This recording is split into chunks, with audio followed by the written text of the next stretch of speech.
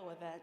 I am Sarah Ingalls. I'm the local history librarian at the Bloomington Public Library, and I'd like to thank the museum for letting us, well, actually they're co-hosting with us, but we're under construction, like major construction, so there's like no room for you people there. So they have graciously allowed us to use the courtroom and sponsor this program. I do want to do a reminder that the program is live streamed on YouTube, so anything that you say is going to be recorded, so just heads up. So the mission of Illinois Humanities is to activate the humanities through free public programs, grants, and educational opportunities that foster reflection, spark conversation, build community, and strengthen civic engagement throughout the state. The Rhodes Scholar Speakers Bureau supports that mission by inviting Illinois authors, artists, and scholars to share their expertise and enthusiasm with people in their communities throughout our state. You should have received a packet of documents. If you haven't, there's some right through that back door if you need them. That has some information about Illinois Humanities, a survey that we would love for you to fill out at the end because feedback is good. And then Catherine included some recipes in that packet too. So after this event, please do fill out the survey. And to learn about other Rhodes Scholar presentations, programs, and grant opportunities, visit ilhumanities.org. For those of you joining us online, we're going to put a link to the survey in the chat box, so feel free to use that to give us some feedback from home. So you're more than ready for me to stop talking and get to it. So I'd like to introduce you to our speaker, Catherine Lambrecht. Catherine is a veteran of culinary competitions at the Lake County and Illinois State Fairs, a former University of Illinois Extension volunteer whose specialties were Master Food Preserver and Master Gardener, and the founder of Greater Midwest Foodways Alliance, the Chicago Foodways Roundtable, which is a sister organization to Culinary Historians of Chicago, and lthforum.com, which is a Chicago culinary chat site. Catherine is also the program director for the Highland Park Historical Society and Illinois Mycological Association and editor of Heirloom Recipes for the Illinois State Fair, a bicentennial project. Please join me in welcoming Catherine. I know I should really shorten it, but you know, it is what it is.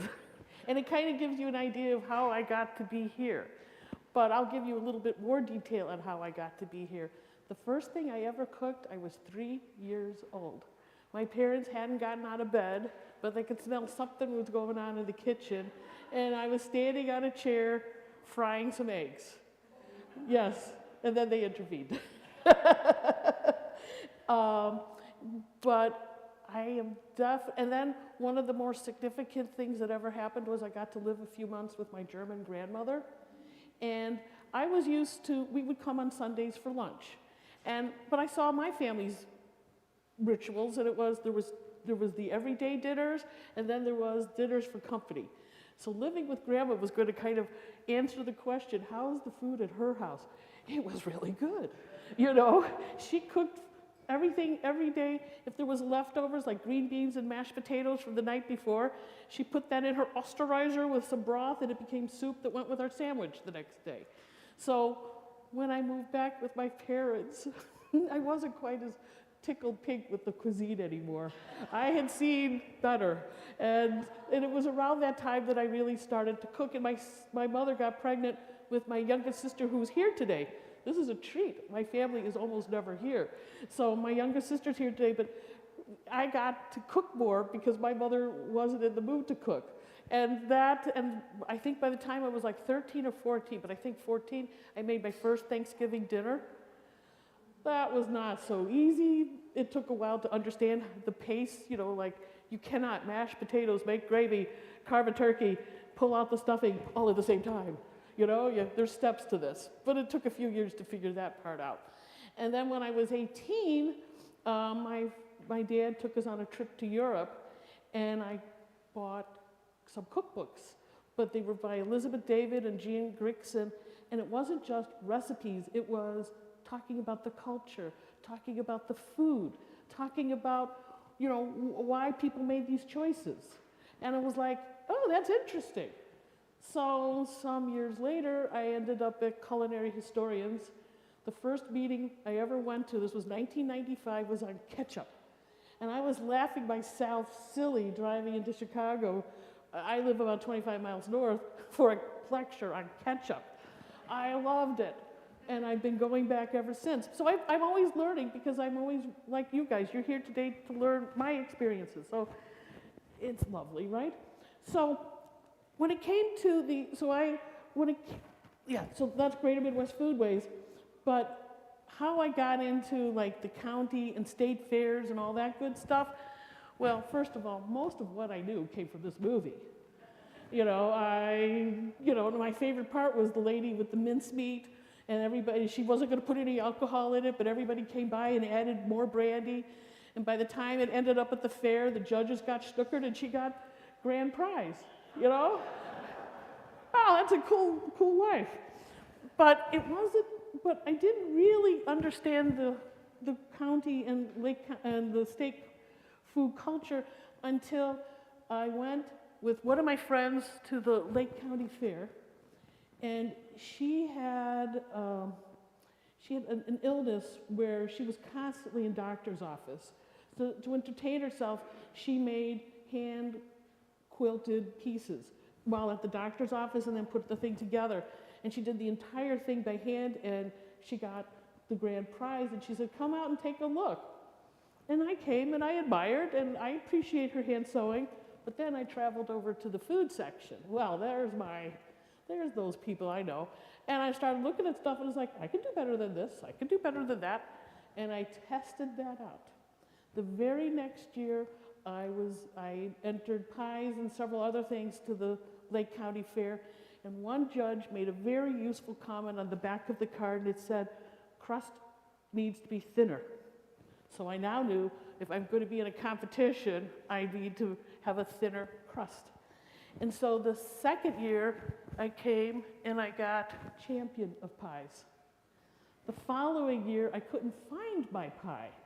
Well, I got grand champion, best of show.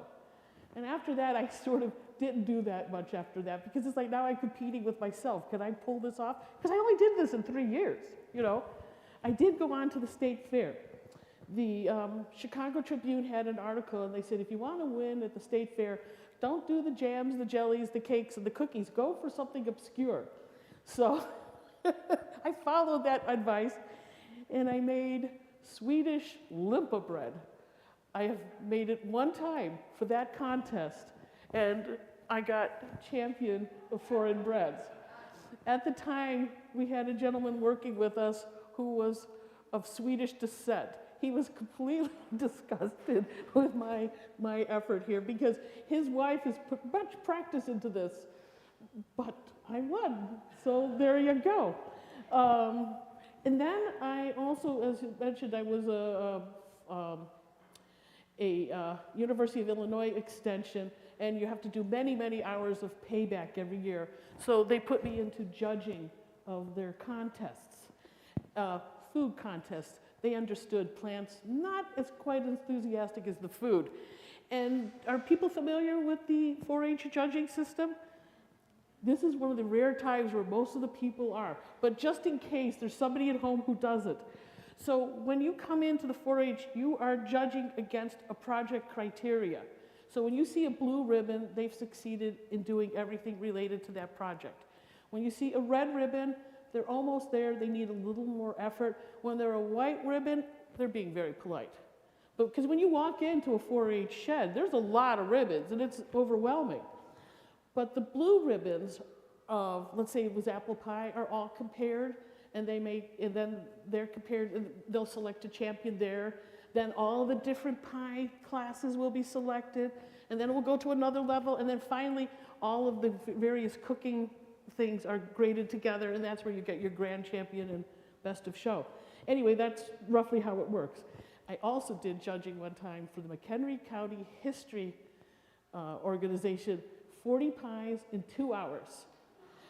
And it was in a really small room, and there's nobody as close as some of those people were. They were like on top of you couldn't talk. If you did, they were listening. the contestants. And one woman with a bright red face said, "I'm not going to win. I'm not going to win." Well, you know, when you send a cobbler over instead of a pie, you're not going to win. You know, it's just the way it goes. And so I, with some friends, we started Greater Midwest Foodways in the 2007. And in 2008, we were looking for a project to do. And I said, well, why not state fair contest, you know, Family Heirloom Recipes? They thought I was like some genius. I was like, no, not really. I was in the system. I knew that when talking to the people down at the state fair, they were looking for people to sponsor contests. It was like, just do it. And we did. And we've been doing it since 2009. 1 year we didn't because you know why, COVID, so we didn't. But we've done enough that we put together a book for the bicentennial, Illinois bicentennial. And this was not something I thought I would be doing at the beginning of the year. This was you know, when you have a long drive, you have lots of time to think. It was born from that.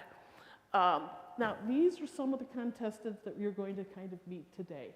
But I'm going to tell their stories. You'll have an opportunity to find out who they are later, but this is just the beginning. And when we walk in, now, the Illinois State Fair is one of the few fairs where we don't do live judging. We tend to do that for all the other ones. The thing is, at the state fair, they have this blue ribbon contest, and that takes up the stage. And you can see people baking and producing product. You can ask them questions while they're cooking. I've done it a few times. I never got very far, but my sister over here says, "Why do you always go for the weird pies? Why don't you do something more traditional?" You know, it's me. But anyway, this is what we walk into, and we go, these are the different items that have been submitted with their stories. Everything's blind. So that's what we walk into. Now, this is our first recipe, yes. And this one when we first read it the first time, we were like, where is this going? What's going to happen next? But I will not reveal the ending. I'll read it to you. So this is a bacon potato cheese casserole by Dennis Kirby from Champaign, Illinois. There is a season for everything. As an avid animal lover and growing up on a farm in the South, the fall always troubled me. During the springtime, we would have calves, chicks, ducklings, piglets, puppies, and kittens on the farm. Springtime was my favorite time of year, and I would always be the one that would gravitate to the runts of the litter and try to save them so they weren't left to die by their mother or culled by my father. It was a reality that runts seldom lived, but I always wanted to try. Coming from a farm community, the reality is that throughout the year, animals would have to be slaughtered for the family to sell and to eat. That realization didn't make things any easier for me. We always had spring pigs to sell to other farmers who didn't raise hogs. And I would always try to hide the runt of the litter because I wanted to hand raise the runts myself. But I knew deep in my heart that eventually the piglet would be full grown, the piglet would grow into full-sized hog and would either be slaughtered or have to be sold. But that didn't keep me from trying my best to hide the little thing. In the spring of 1969, I was still young and fairly naive around the farm. I'm now 53 years old, and my memory of this spring is still clear in my head. Our sow had given birth to 14 piglets that spring. There happened to be 2 runts of that litter. My dad explained to me that they needed to be culled because they probably wouldn't live anyways. And being a stubborn little man, I begged him to let me try and bottle feed them. One was a male, one was a female. I was only about 8 or 9 at the time. I got permission from my teacher to bring the piglets to class each day so I could bottle feed them. That's a pretty darn good teacher. She thought it was a great idea to have other piglets, have the other students, by the way, have the other students bottle feed them and learn about them as the piglets grew. By the end of the school year, both of the piglets had survived with feedings every 2 to 3 hours around the clock when they were little. They were now big enough to sell. I did not realize why my dad had decided to keep the male or why. We kept the male and sold the female for $25. And at that time, $25 was a lot of money to us to have. Plus, I knew she would be used for breeding. I had no idea what was in store for Bart. I kept feeding Bart, and he continued to get fatter. October rolled around, and my mother, father, grandmother sat me down, and we had a long heart-to-heart talk. They explained that was the first frost would soon be coming, and that they were going to have to slaughter Bart. We couldn't afford to keep him over the winter. Feed was expensive even then. It had to be done. I was brokenhearted. I ran from the room yelling and screaming absurdities that I knew better to even entertain in my head, much less come out of my mouth. School was back in session when the first frost hit that year. I knew that weekend would be Bart's last day. I asked a neighbor friend of mine if I could spend the weekend with them because I didn't want to be at the house when it happened. When I got home late Sunday, and I didn't even go to church that Sunday morning because I was mad at God, or at least I thought I was. The table was set, everyone was silent. You could hear the crickets underneath the porch outside chirping away. Nothing but silence. Mom had made my favorite dinner, fried chicken and potato salad, and I just sat there with tears welling up in my eyes. I didn't say a word. I knew I would be in a thrashing if I let out another round of smart mouth to my mom and dad.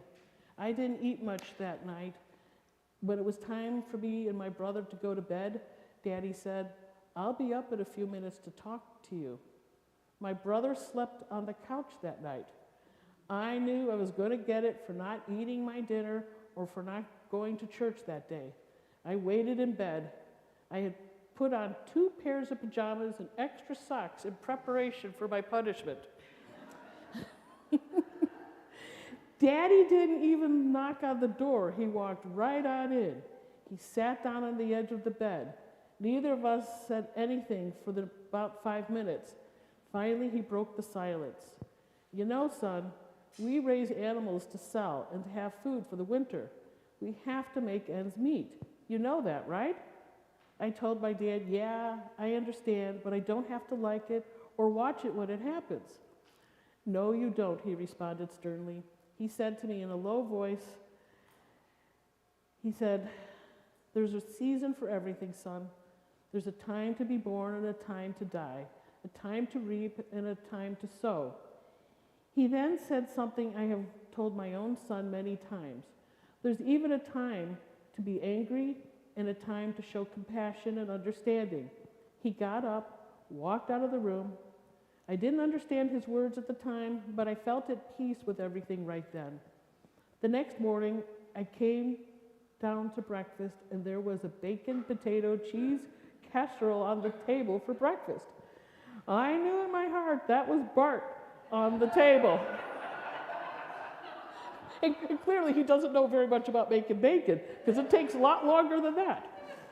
I couldn't eat. I excused myself from the table and said I was going on to school. My mom looked at me and said, "Dennis, your dad wants your help at the hog shed." I stared and said, "All right." I walked slowly to the hog shed, and my dad was waiting with hog slop and water. He looked at me and said he had hurt his back slaughtering the hogs on Saturday when he slipped and fell. My dad never slipped and fell, but I didn't say anything. I grabbed the feed and water and walked on up the hill to the hog pen, and there was Bart. He wasn't dead. You realize all the torture you went through? I didn't know that Dad had used part of the money we had gotten for the sow and some of the money he and Mom had saved up for the Christmas presents and brought a hog from another farmer to slaughter. My dad had spared Bart. Dad had walked up the hill behind me and was standing there smiling. You realize this is your Christmas present? And any piglets that he sires will be sold in the spring to pay for the hog. We bought to kill. I knew he was right, but my dad had shown compassion and understanding to me, for me. I ran to him and I gave him a huge hug and thanked him. Even though I knew in my heart this would never happen again, I understood that sometimes we have to show understanding and compassion for others. He said, "Come on, let's get back to the house. Your mom made us breakfast and we have to show her we like it and appreciate her getting up at 3 a.m. to fix it for us." That was the last time my dad held my hand, but I remember it as well today as it happened yesterday. And that was the best bacon, potato, cheese casserole I had ever eaten.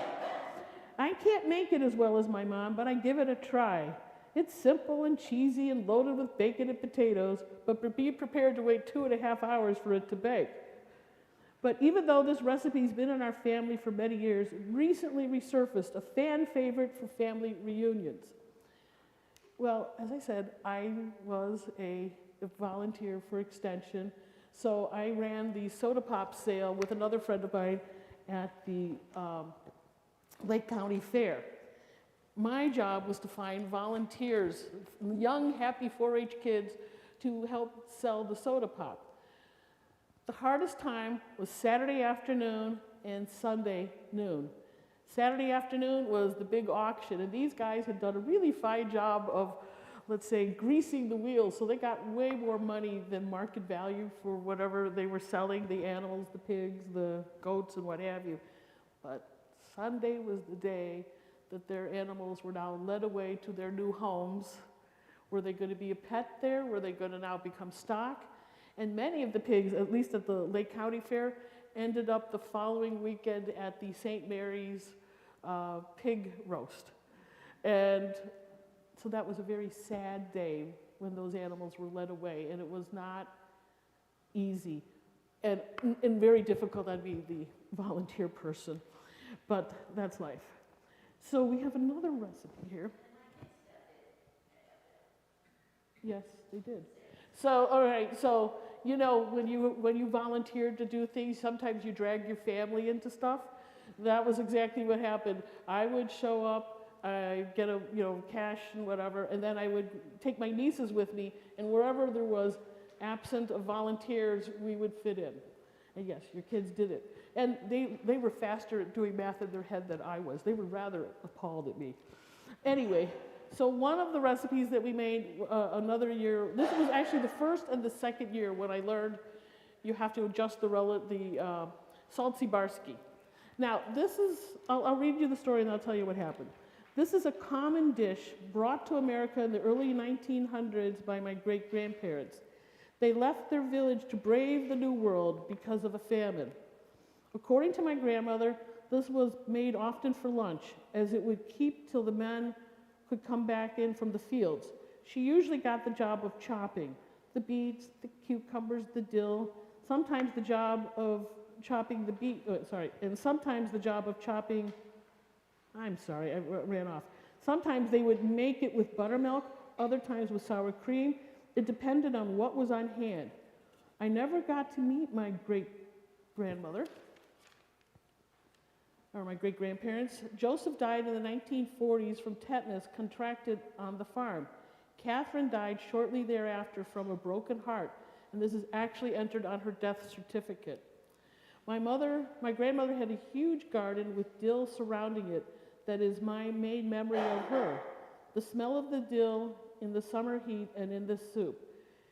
She taught her 2 boys, my father and uncle, to make the soup, and my father taught it to me, and to me it's still the perfect summer soup. It's cold, refreshing, filling.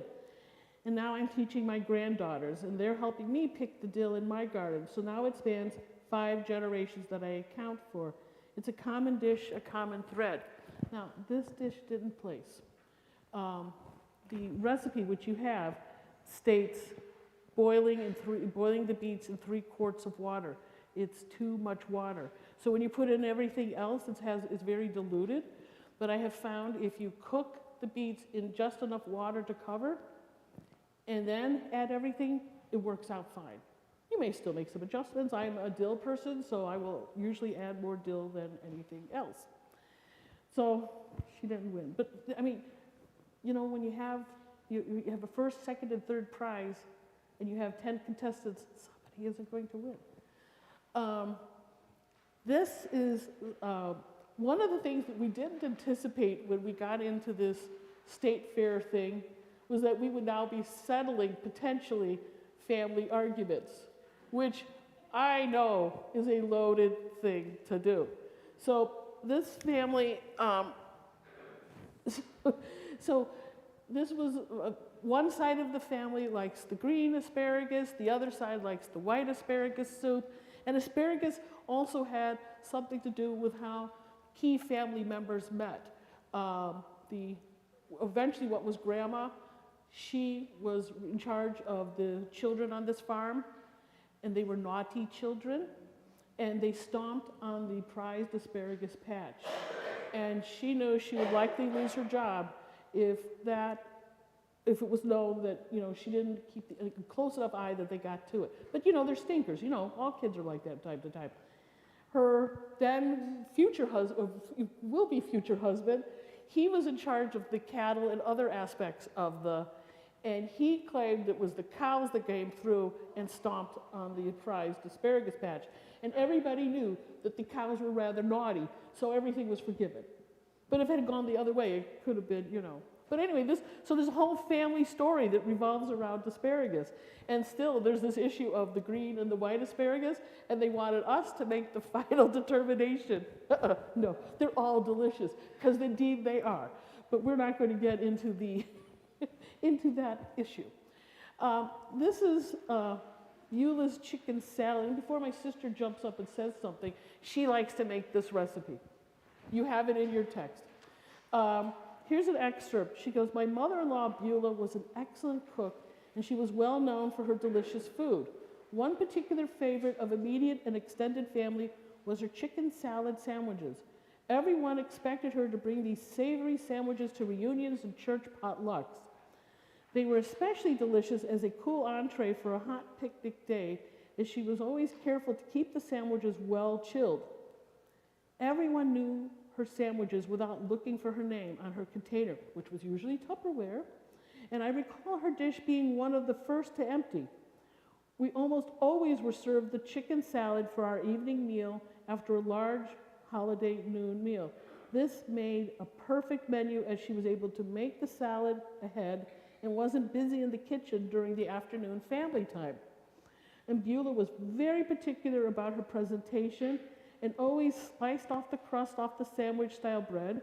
She made breadcrumbs out of the crust pieces so there was no waste, and one side of the bread was covered lightly with mayonnaise and the other side with soft butter, which added to the flavor and was her unique style. And she always cut the sandwiches diagonally and placed them in sandwich bags with a fold on the top to assure they would be very fresh. These sandwiches were prepared in advance of the event and chilled in the refrigerator to mellow." You may not, so, you know, mid-August in Springfield is pretty hot and sticky. The building that we usually work from does have air conditioning, so sometimes there's lots of people sitting there. We're not quite sure if they're there to cool off or they're there to watch the show. In this case, it would be the ladies baking or preparing their dishes. But these sandwiches were really cool to the touch. And so when we finished judging, we pulled apart her display to figure out what was going on. You may not sense the size, but this was about the size of an ice cube tray with the partition pulled out. And so buried underneath there, under multiple layers of plastic, was a solid piece of ice. And that's how she kept those sandwiches cool. We were terribly impressed. There's few times we've ever pulled apart the display to figure out what was going on. But this was totally worth it and a worthy idea to borrow. So now we go on to oven-fried chicken. It's the same person. It's Jody Schumacher from Chapin, Illinois. Somebody's familiar, do we pronounce it differently than that? I've never asked her to pronounce her community, so I don't know. Chicken as an old-time, oh, let me move that too. Sorry. Chicken as an old-time favorite main dish serves up for many folks a vast variety of memories. I have heard several senior members of our families recall one chicken dish in particular, oven-fried chicken. My mother explains this was a family favorite Sunday dinner dish. Her mother would fry fresh chicken pieces just until lightly browned and then place them in a roasting pan, add some liquid, cover, and bake in a slow oven. Her family would then travel to church and back in their horse-drawn carriage while the chicken baked. So we're talking this woman's great-grandmother, and we're talking her mother's was approaching 90 at this point, so we're talking probably 110 years ago, something like that.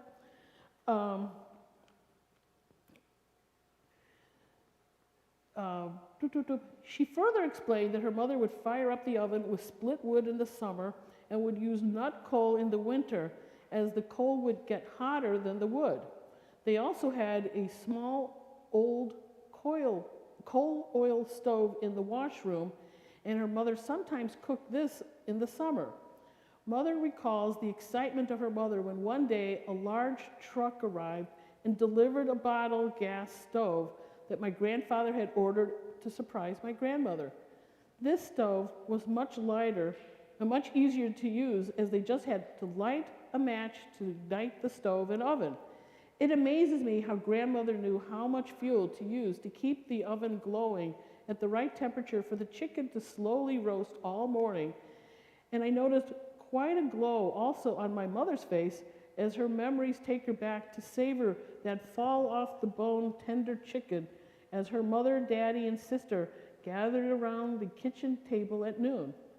Mother said grandmother usually made chicken gravy also, and if they didn't have potatoes for the meal, they would eat the gravy on bread.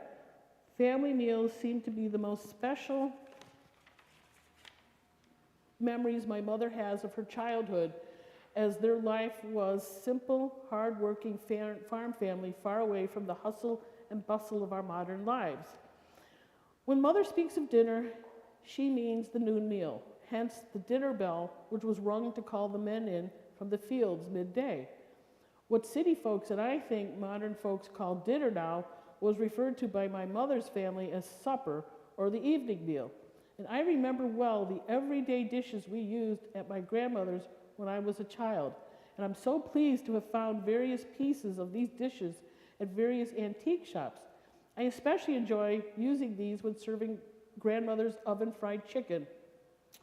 My grandparents still had chickens on their farm when I was a little girl, and I loved taking grandmother's basket and go into the chicken house to carefully collect eggs. I also recall being careful to watch where to step while walking outside around where the chickens strolled during the day. And I also recall, with not much fondness, memories of my mother's chicken dressing day, which we kids always wondered why it wasn't called undressing day. Early on a weekday morning, my mother would go to a nearby neighbor and return with a wooden crate full of noisy fryers.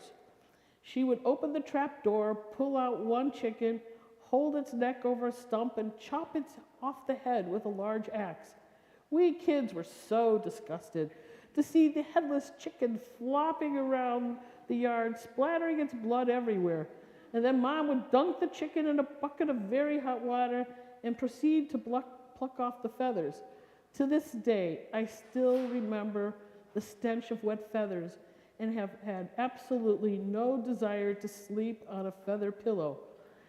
To remove the pin feathers, Mother would hold the birds over a small fire in the yard to singe off the fine feathers. My grandmother used to do this over an open burner of the kitchen stove, and one time caught her apron on fire, so this could be a very dangerous step. One by one, all the chickens were destined to the same fate.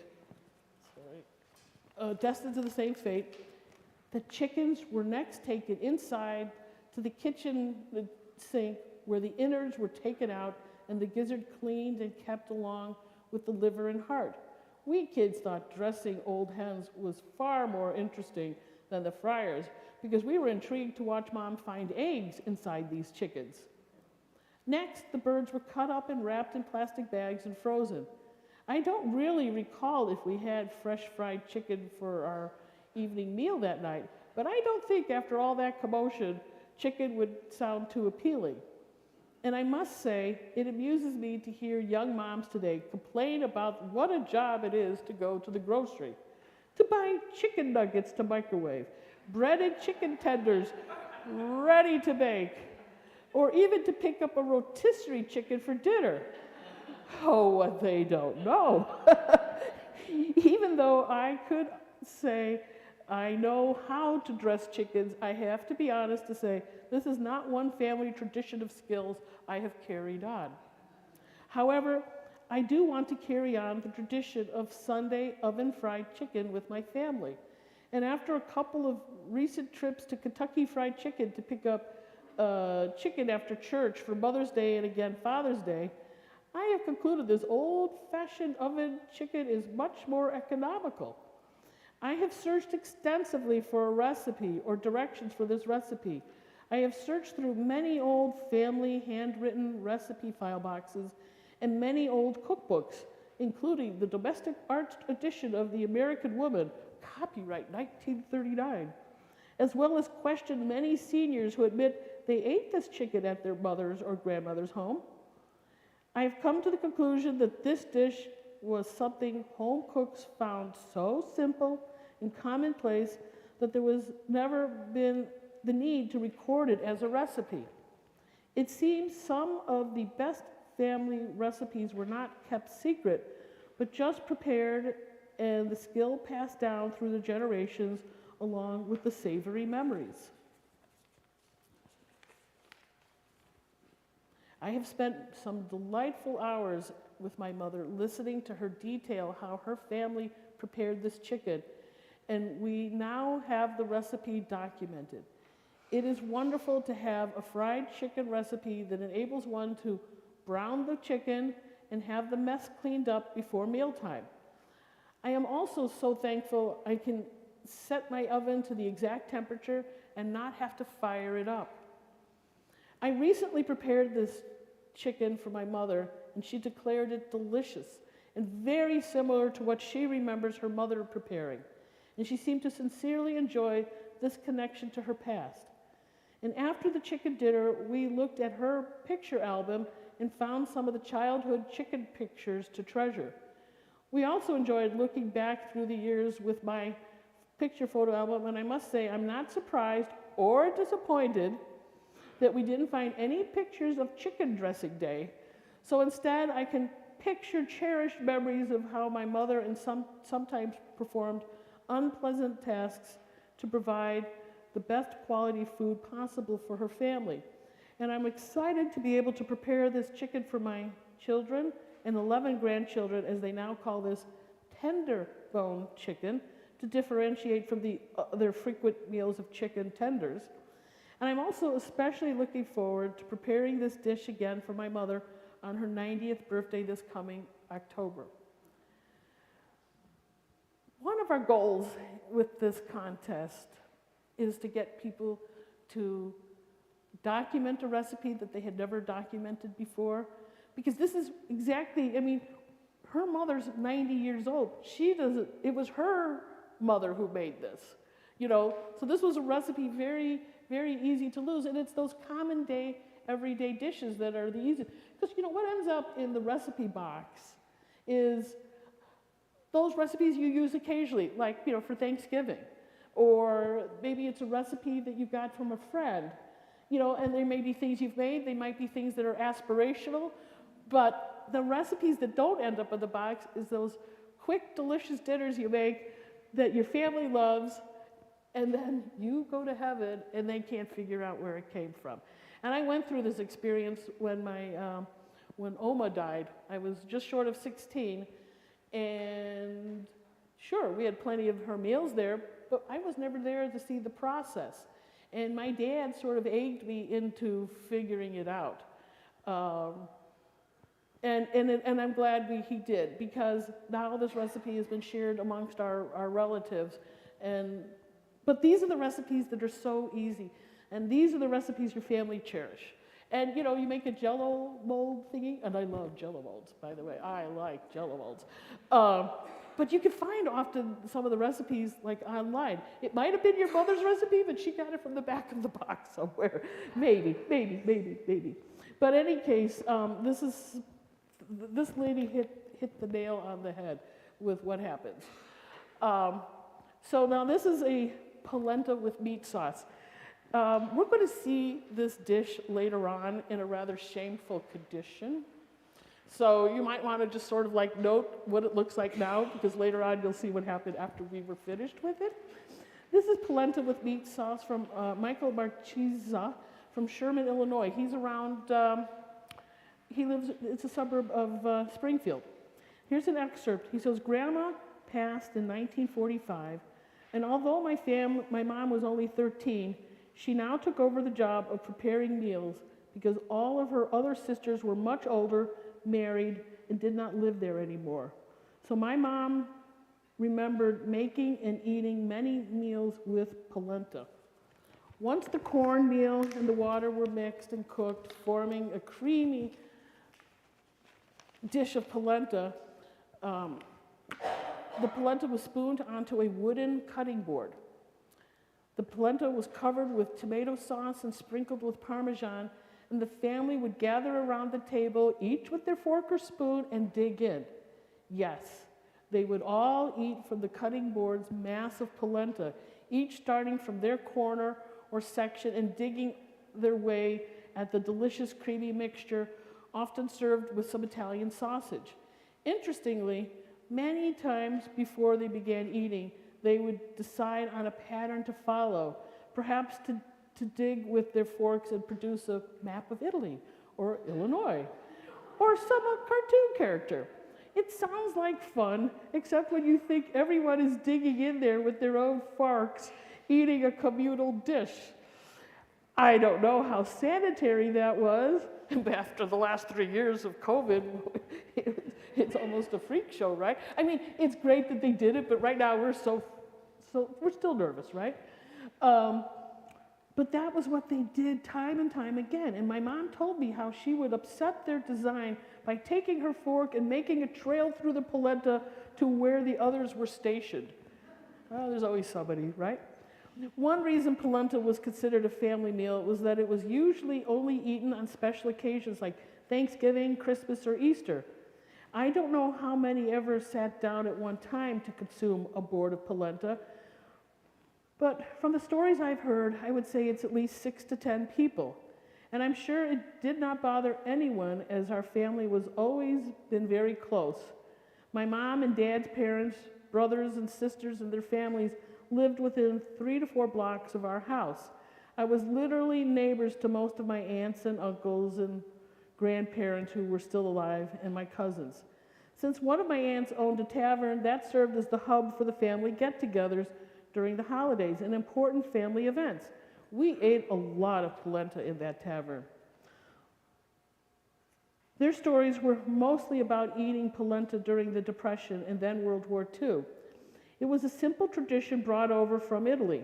By the time I arrived on the scene in the early 1950s, they had, for the most part, gone to eating polenta on individual dishes. Also, for some reason, and it may have been my dad's idea, we started putting a slice of cheese in the layer of polenta, and the cheese would melt and just add flavor and an appeal to eating the polenta. I love that story. But later on, just look how that dish is, because later on you're going to see it after we were finished with it.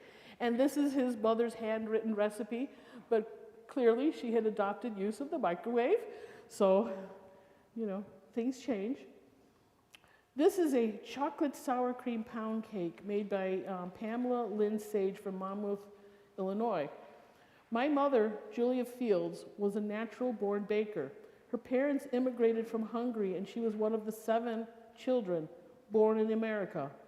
Every special occasion and holiday called for a special dessert: cakes, pies, yeast nut or poppy seed sweet rolls, cobbler, and of course, apple strudel. At Christmas, we had at least 8 or 9 different cookies. She was always trying new recipes. For summer get-togethers or picnics, she would always bake a pound cake when I got older, and bake a pound cake. When I got older, I asked her why, and she said a pound cake, why she would make a pound cake, and she explained it was a rich cake that did not need frosting, and people could usually carry it in their hands to eat. So no melted cakes, and this chocolate sour cream pound cake was a family favorite. It didn't place. I would have liked for it to place. This was one of those things where there were a lot of people in a really good position to win, so we had to start looking at details to make some differentiation. She forgot to tell us how many cups of flour were in the recipe. Yes, I know. That's updated. I did call her up later and ask how much, but that's why she lost. And I made a point when the winners were announced to go and talk to her and tell her how wonderful that cake was and how that small lapse was the issue. And it wasn't, it happens. It happens. And one of our judges at the Indiana State Fair is Jolene Ketzenberger. She was the food editor for the Indianapolis Star for many years. And we've looked at cakes.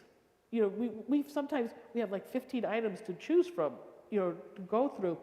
And she goes, everything here was probably the cake that is first gone at potlucks and pitch-ins. She goes, but unfortunately, they're not all going to win here. But she says, these are all really very good cakes. And indeed they were, and they are. This is Grandma Moore's pasta salad.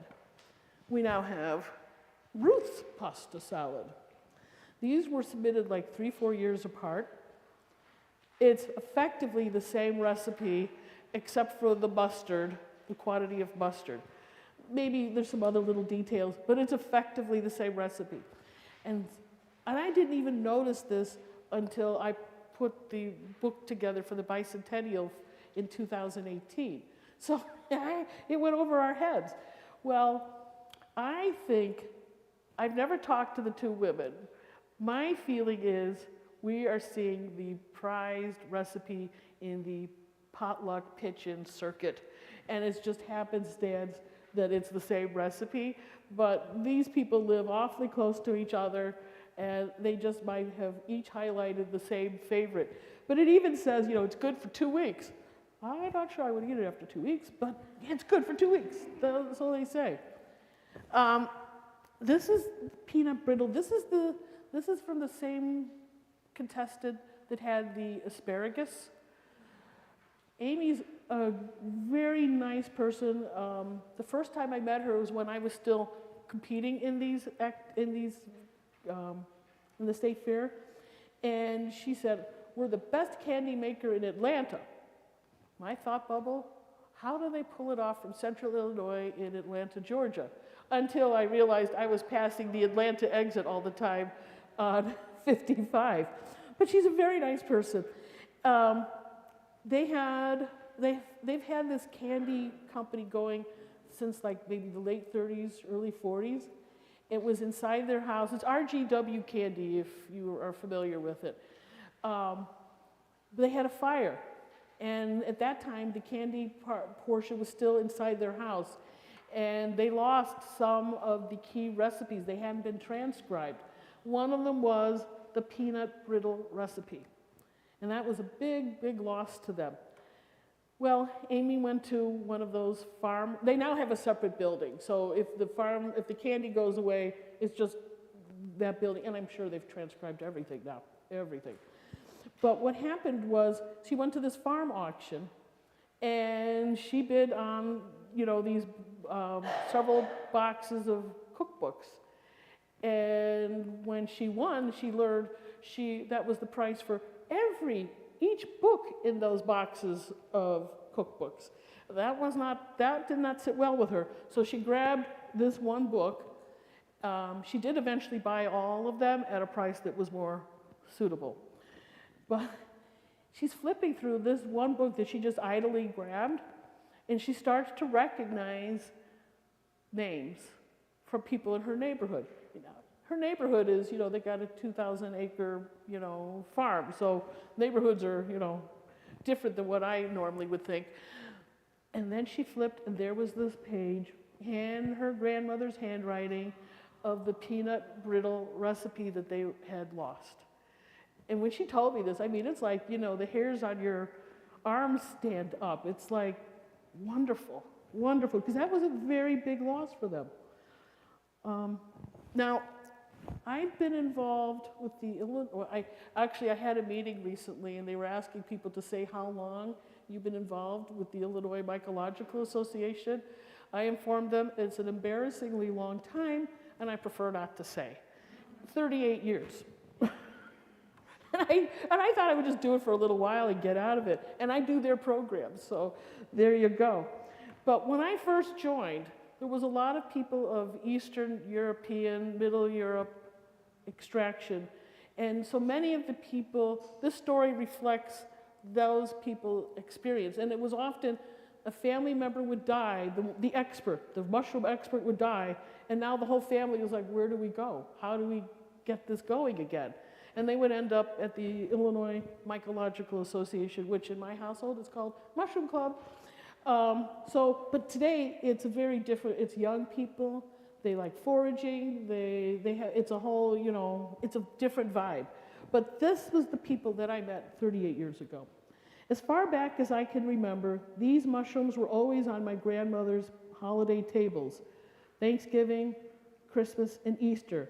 And I often wonder why we didn't have them every time we got together at her house. All right, oops, sorry, my water bottle dripped, so that's why I'm making a mess. So why we didn't have them every time we got together at her house. But now, after making this coveted recipe one fall weekend in October with my uncle Joe and my sister Cindy, I now know why. Labor intensive and low yield. But before I get into that, let me go back to the beginning and give you a little bit about my history. My grandmother, Agnes Chodaba Holus, came to this country with her sister Marie and their husbands Anton and Cyril Holus. Yes, 2 sisters married 2 brothers.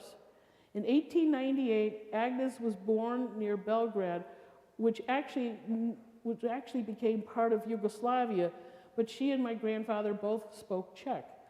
Back then, the area was part of the Austro-Hungarian Empire. My grandmother and grandfather were married when they came to this country in 1920 after the end of World War II. They entered through Ellis Island, and along with Marie and Cyril and many other Czechs, they settled in Berwyn, Illinois. This was a large Czech community where most of the business shopkeepers spoke Czech. The couple settled in and started their family, which soon grew to 7: Bessie, Agnes, Anton, Frank, John, Joseph, and Robert. My grandfather did masonry work, and my grandmother had the tough task of handling the Holus brood, which she did with love and an iron fist. Well, love, you know, love. And with 5 boys, I was told her task was not easy. Grandma pretty much made everything from scratch, mostly out of necessity, because there were so many mouths to feed, and therefore it was cheaper. She was an excellent cook, and as most cooks in that era, did not have a recipe, just picked up ingredients by the handful and threw them in. She canned anything she could, but of all the things she canned, mushrooms was the most special in the family because it was truly a family affair. Before you could can them, you had to hunt them. So every last child was manned with a bag and oftentimes a stick and set out to the local woods or forest preserve to fill their bags. It was a bit of hard work, but since they were all together, it became family fun outing that would last for hours depending on how many mushrooms the boss wanted.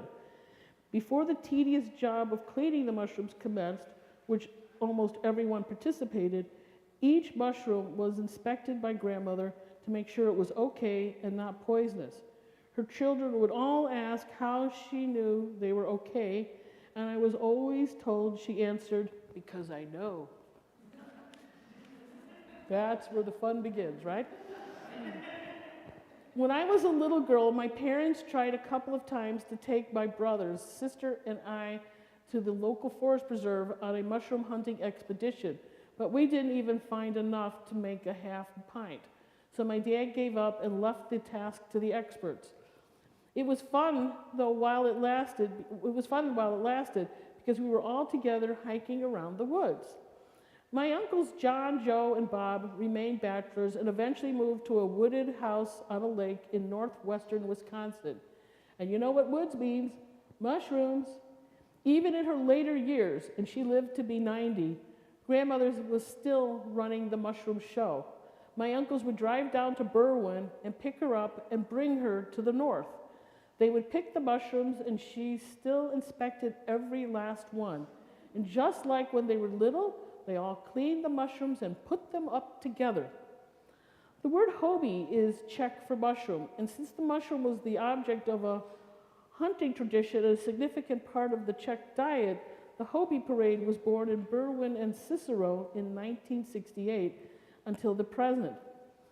It was established to honor the families who settled in this area and continued the time-honored tradition.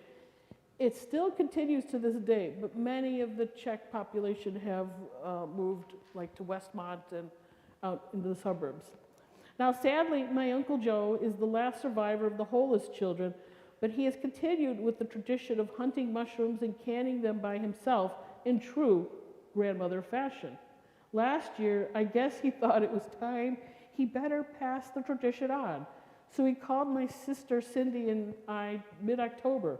Now, you have to understand that when he called, he said, "You need to come within the next 2 weeks or the mushrooms will be gone." So Cindy and I juggled our work schedules and away we went. We drove 400 miles north to Wisconsin and no sooner pulled into the driveway and Uncle Joe opened the doors and shoved our bags in our hands and directed us to the next door neighbor's lawn, which was covered with mushrooms. We just stared at him and he said, "Start picking." So we broke the mushrooms off at the base from the ground and started filling our bags. Of course, Cindy and I asked the million-dollar question. "Uncle Joe, how do you know they are not poisonous?"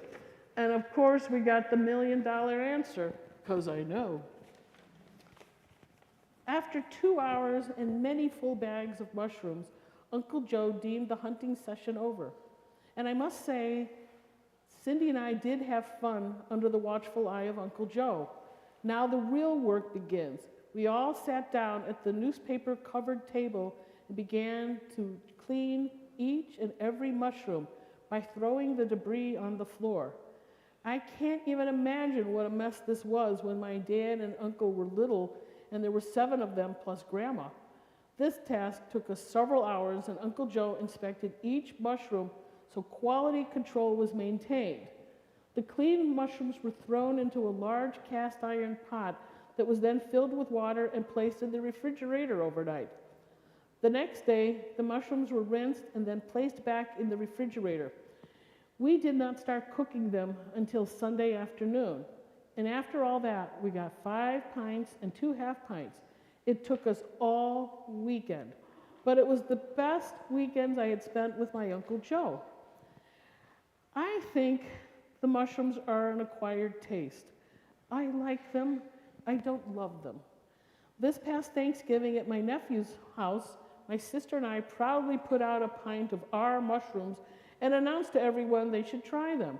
My brothers, who both love the mushrooms and used to fight over them when we were little, wouldn't touch them until we finally told them that they were Uncle Joe supervised and approved. Uncle Joe is battling cancer and has so far survived 2.5 years. And we already have a date set for mid-October for another round of mushroom hunting and canning. But this time we're bringing our 4-year-old great-niece, Carolyn, to get another generation indoctrinated in the tradition. And it's on this trip I have to learn the answer to that all-important question: How do you know they're okay? I need to know. So this is basically how these mushrooms I saw served here, like in these canning jars with a fork in it. It was never more elaborate than that. In the book, just for your edification, they never said which mushroom it was. I have a pretty good idea what it is. I never stated it. And I told everybody, go join a mushroom club. Because it's kind of like people. You have to know them, each on their own. So after we're finished with the judging and all that good stuff, so here's the people. Every time I turn, I make myself a little too loud. So the lady with the cranberry shirt on the left, she's the peanut brittle and the asparagus. The lady with the white shorts and the pink top, that's the chicken salad sandwiches and the oven roasted chicken. And the guy with the goatee is the pig, Bart. That's his story. And you can see the mirrored things above them. That's why we don't do it live there. Oh, by the way, so Amy, the asparagus and brittle, she won first prize, but she gave the full story history of the family farm candy store. And it was one of those things that, like, I think in the mid-2000s when there were farm-related issues, they made the candy from a hobby to the business, because at that point, the income they were getting from the farm was more like a hobby. This is Linda, the one with the mushrooms. This is her family's favorite stuffing. They got that this year. Second prize. This is teriyaki marinade. Now, one of our judges this last year grew up in central Illinois in the 70s, and she knew that, she understood the situation, because getting Asian ingredients in central Illinois in the mid-70s was a problem. And so she documented what happened there. She was also during the Yugoslav wars in the 1990s, she was there as well, representing the agricultural department. So she knew that these were really good sarma. And I've spent time in that part of the world too, and I knew these were really good sarma. So we gave her an honorable mention because we didn't want this to quite... So you see, the judges do have emotions and do have thoughts that don't always add up. And here they are, smiling. And then we get a nice display case at the fair. And then, of course, we go visit the butter cow. The butter cow, at least this last year or two, it's being made with unsalted butter, 500 to 800 pounds, and they recycle the butter. They keep it for about a good 10 years and then start with a fresh batch. But there are other articles where it's salted butter, so it just depends on the period of time.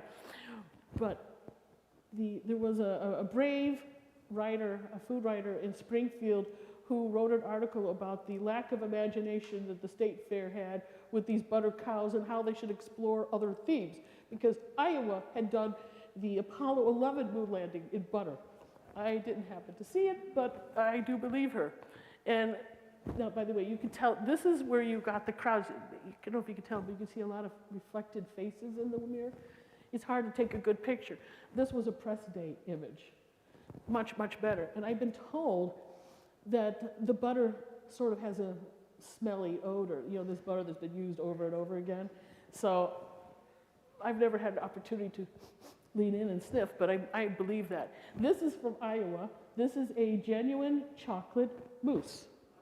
This began as a joke, and then the joke became somebody volunteered to arrange for the chocolate, and not only the chocolate, but he volunteered to pay for the lowering of the temperature with the air conditioning in that particular hall, because this thing was just going to melt away if they didn't.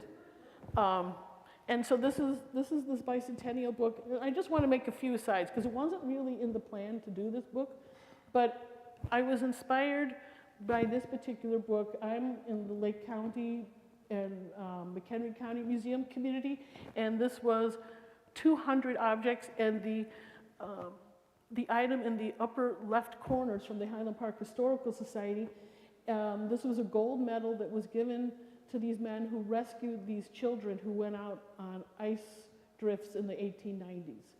And the people that rescued them helped them. But anyway, I saw how this book came together, so I was kind of like inspired.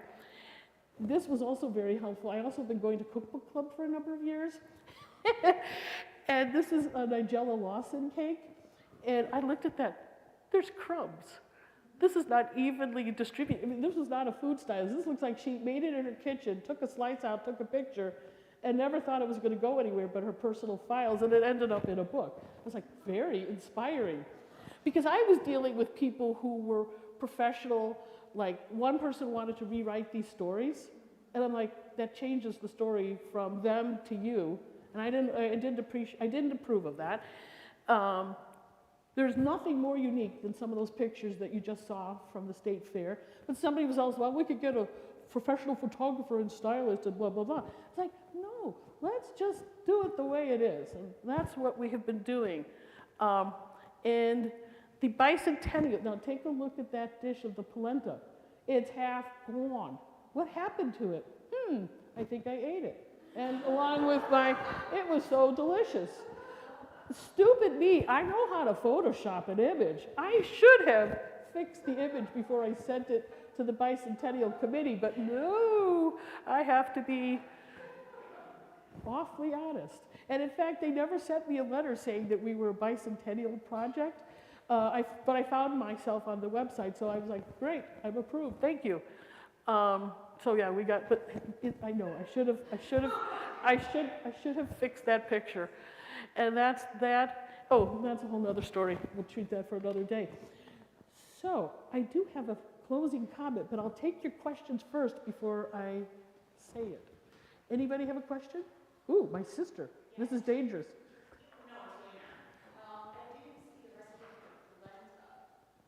It's not in there? Well, I can give it to you.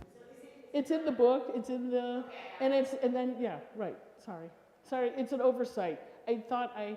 There's also another recipe that's not in there, the peanut brittle. But it's on the website. We have a website with all these recipes, all these stories.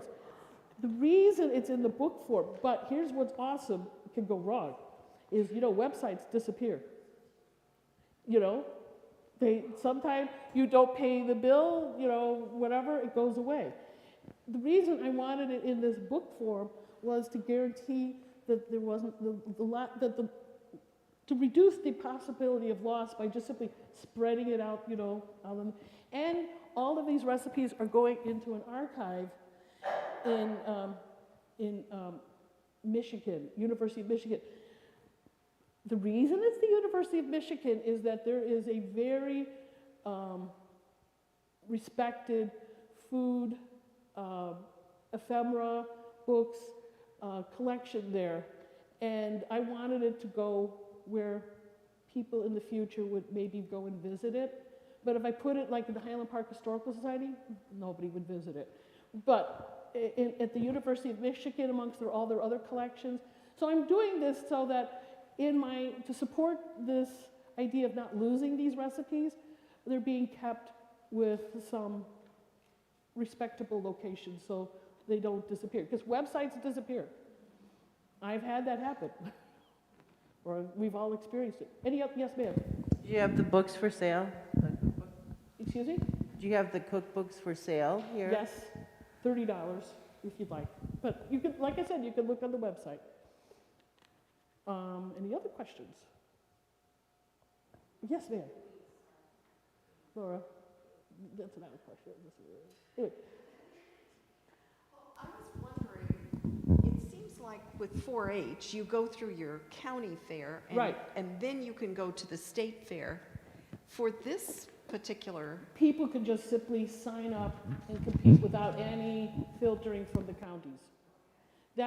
State 4-H is very unique. That's a statewide program, but anybody can compete in the adult culinary competitions, I think 18 years and older. There's other competitions there. So, yeah, you don't need to go through this. In fact, that would be way too much for me to handle in our group. The rules are going, well, I have to update the website, but I haven't done that yet. But they're going to, probably the beginning of April is when it's going to be posted on the State Fair website. And I think you have like somewhere to the middle or end of June maybe to get your recipe in.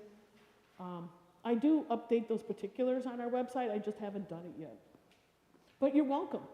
It's, but there's other things. You could do Swedish whipper bread. It works.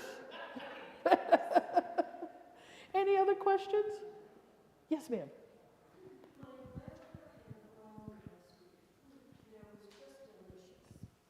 I would make it 50 years ago.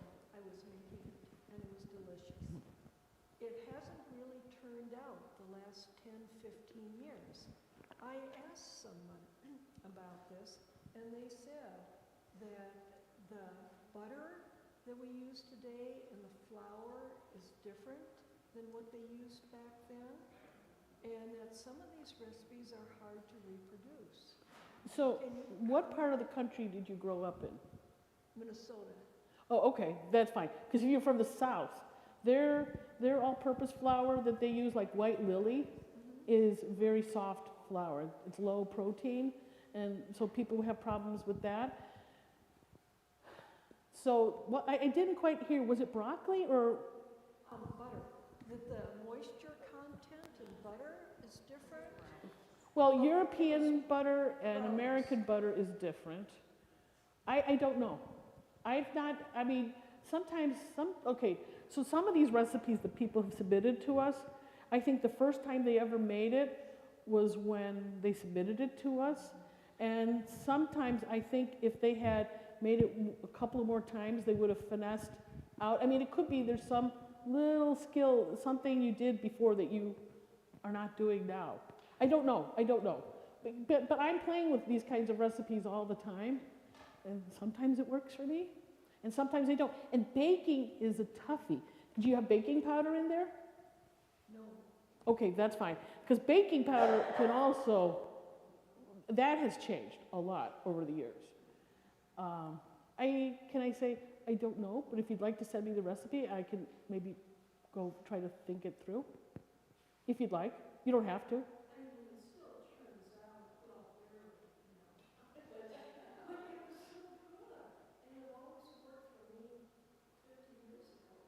But did you do, like, for a number of years you didn't do it?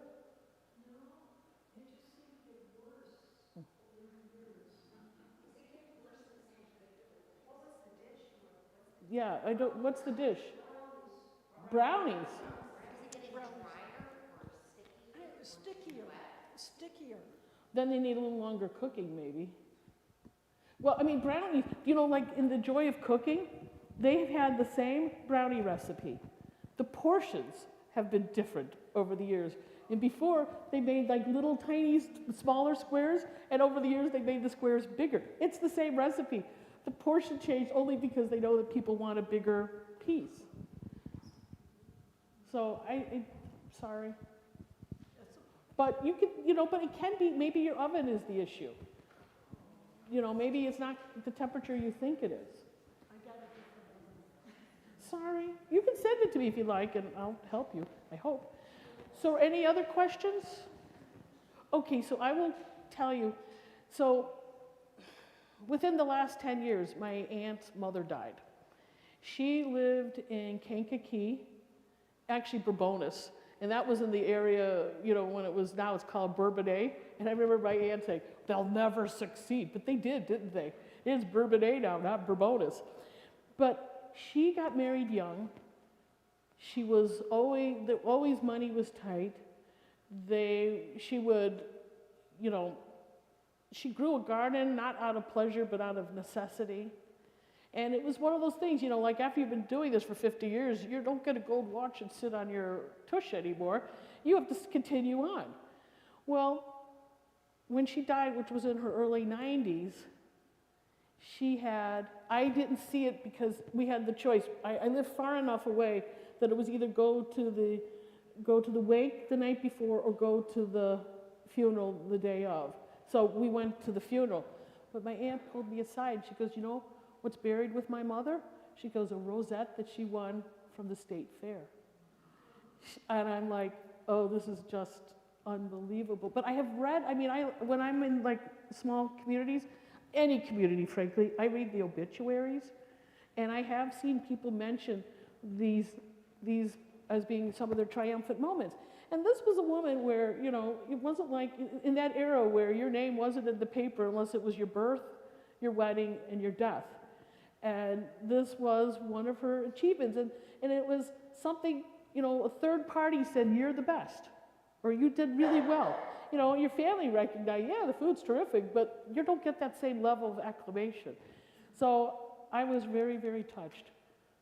And sorry I missed seeing it myself. I have to say, my aunt looked like she was ready to open the casket. I was like, no, it's fine. It's fine. But nonetheless, what a wonderful moment, yes? So thank you for your time today.